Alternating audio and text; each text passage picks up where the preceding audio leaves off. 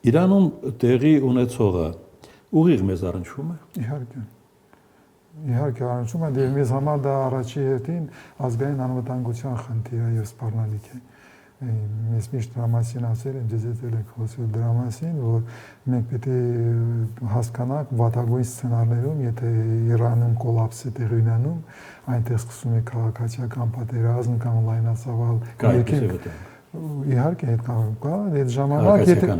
այդ ժամանակ եթե ունենք փախստականներ, եթե 100,000-ավոր, միլիոնավոր փախստականներ սկսեն անցնել Հայաստանի սահմանը, ինչ անելով Հայաստանը, որտեղ անցնողները հիմնականում լինելու են ազերիներ։ Ամերիկացիները արդեն հուշել են, որ դուրս եկեք հայկական սահմանով։ Այդ իրանց Միացյալ Նահանգների քաղաքացիներին է վերաբերում, բայց եթե վաղը այդ մեր սահմանը հայ-իրանական սահմանով 100,000-ավոր ազերիներ սկսեն անցնել Սյունիք, Արցախի տարածք միլիոնավոր, ինչ է անելու։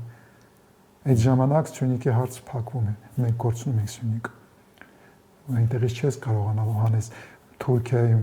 գտնող միլիոնավոր սիրիական փախստականների հիշում եք, մինչև հիմա Թուրքիան չի կարողանում լուծել։ Լավ, որտեղ է բանալին իրանյան դեպքերի։ Իրանյան բանալիներ չկա այսօր։ Կարելի է այդպես ձևավորել, որովհետև այնտեղ ձևավորված իշխանությունները բավականին կայուն է, այնտեղ կա պետական եւ քաղաքական համակարգը կայուն է, ինքը դիմանկայուն է, կարող է դիմայանալ, բայց ի սկզբանե լուծումը չկա, որովհետև այնտեղ թեոկրատիա է, կրոնականների ձեռքում է իշխանությունները, կրոնականները իրանք խիստ են եւ չեն սիրում փոխվել, համակարգը շատ քարացած է։ Մյուս կողմից Իրանի բնակչության 50%-ը 30-ից ջահել են։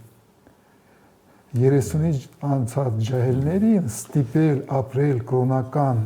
օրենքներով, պետական, քաղաքական, հասարակական կյանքում 30 տարեկանում քեզ սահմանափակել, դա դժվար է։ Դա պայթունավետ է իր մեջ։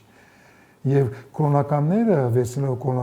կրոնականությունը մտնելով քաղաքականության մեջ, պետական կյանքի մեջ, այնքան բան է ժոստի, որ չի կարողանում ադապտացվել։ Ինքը չի կարող փոխվել, բայց պիտի փոխվի։